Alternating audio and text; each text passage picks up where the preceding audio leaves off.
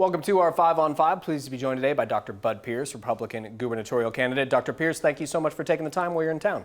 Thanks for having me. So I want to start with COVID. Obviously, the situation could be very different in 14 months, which is when you would take office if you're elected governor next year. With that in mind, would you make any policy changes regarding COVID-19? Definitely, I'd make policy changes. Interestingly, if you look at vaccine rates, about 70% of Oregonians and the number of natural infections, probably 10 to 20% additionally of the population. We've gotten to herd immunity. This is where we're going to be living. We're going to continue to encourage people to be vaccinated, but herd immunity isn't 100%. We don't need vaccine mandates, at least coming from the governor's office. Federal government is on their own agenda.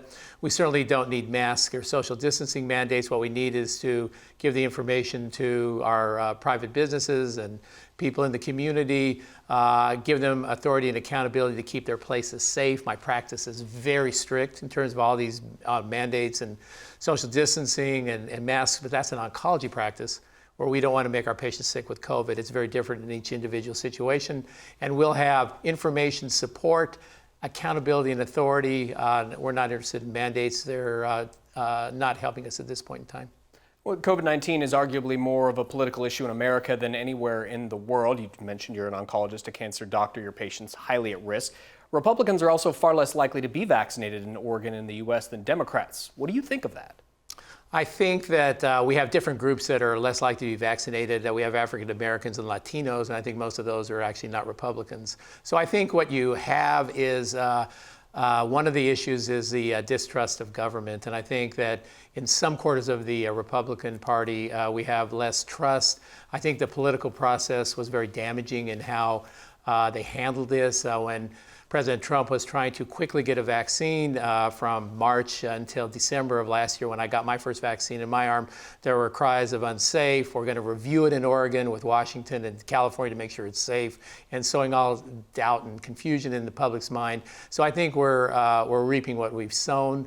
I think that it's a confidence in government, it's a trust in the messenger. I'm going to ask people to get vaccinated. I'm going to ask people to do traditional medicine, antibody therapy, oral antivirals, because I know they work, I know they're effective. I think, again, we have to give people a confidence in society again, and that's what that's really telling us. It's not telling us that people are making the wrong choice, although from a medical point of view, I want the choice of vaccination and modern medical care, but they're telling us they don't trust the government. We have a lot of work to do. What does the state need to do to ensure Southern Oregon summers aren't smoked out for dozens of days each year? Yeah, we need to take control of managing our forests. Management of forests is not putting out all fires when they occur. Nature has a way of dealing with forest management, which is in the late summer when things are dry and lightning strikes and such, small fires occur. The trees and forests that need to be thinned are thinned naturally, and then the fall and winter rains put the fires out. That's not practical at this point in time and living here. So we need to reproduce what human beings can do, appropriate harvesting for protecting the forest and for economic interests, thinning the forests, managing the forests. We need to certainly allow the private timber companies to do that on their own land and gradually expand that to state and federal lands. We are going to take a quick commercial break, Dr. Pierce. We'll be right back. Thank you.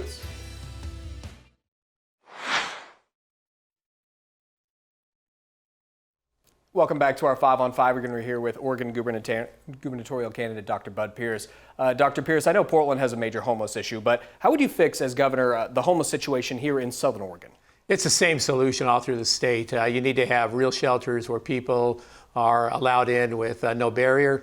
And once people are allowed into a real shelter, they begin the hard work of improving themselves. And that may be dealing with drug addiction, alcoholism, mental health, lack of training, fetal alcohol, abuse, any number of issues. But you begin the hard work. Those are programs that have government floor for support and people that weigh in primarily from the private and nonprofit sector who are going to want to change lives for the better.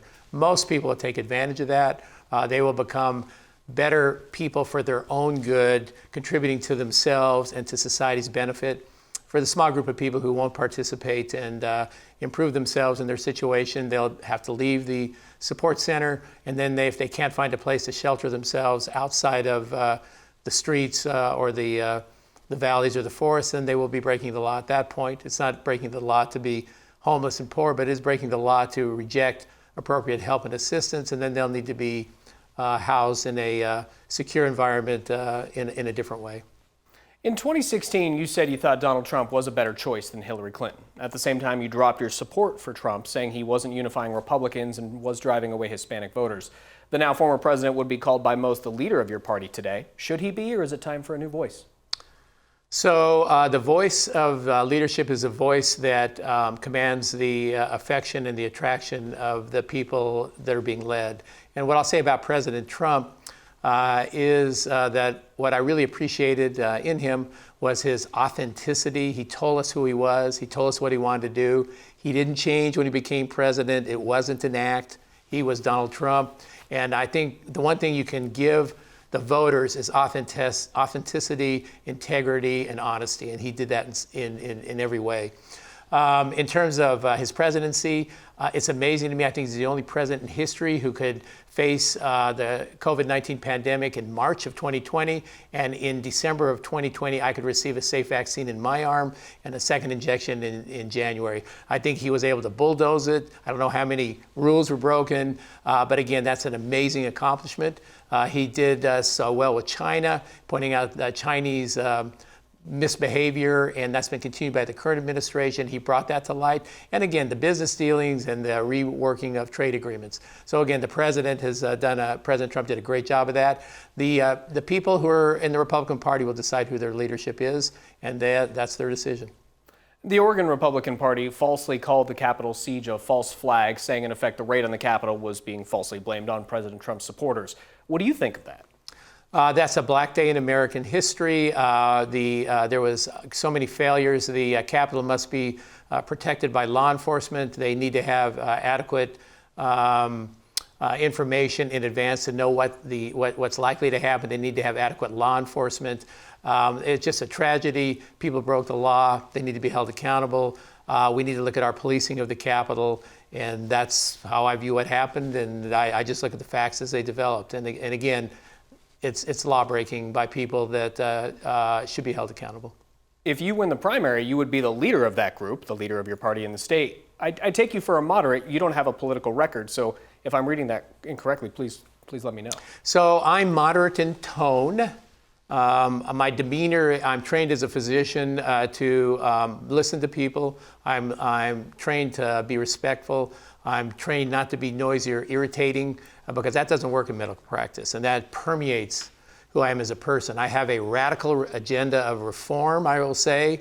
I want the streets safe, and they will be safe, as I described. We're going to get the homeless off the street. We're going to change and improve education and training, and we're going to promote business success in ways that haven't been done here. In terms of people joining my effort, when people join me and my leadership, they join me. I'm not joining them. I look forward to having all Oregonians who want safe streets, who want the homeless off the streets, who want fast improvement in education and training, and who want business success so people have a life and a job to support me and to join my ideas. Thank you so much for taking the time. We do appreciate it. Thank you. All right, stay with us. We'll be right back.